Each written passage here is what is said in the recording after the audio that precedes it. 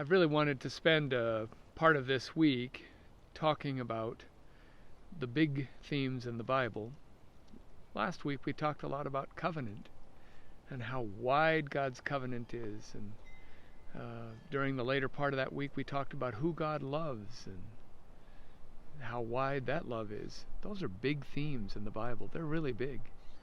This week I wanted to talk to you about prophets, because the prophets, not the way we moderns use the word, they're not predicting the future. They're people who foretell, who speak God's message. Huge section of the Bible is the prophets, and their primary theme is no community can be the community of God if it is not a just community. That we are demanded of by the grace of God to be a part of the grace of God for others. The book of Isaiah hits that theme over and over and over again. In Isaiah chapter 5 you see, woe to you who join house to house, who add field to field, until there is room for no one but you, and you are left to live alone in the midst of the land.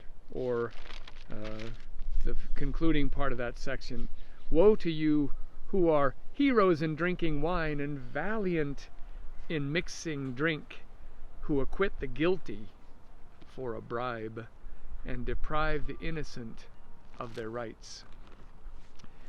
The prophetic section of the Bible is actually agonizing to read, partly because of the context and the history that makes it a little bit obtuse, but when you do understand it, it's kind of worse, because it demands that we be people of love and mercy and justice, and it demands it hard.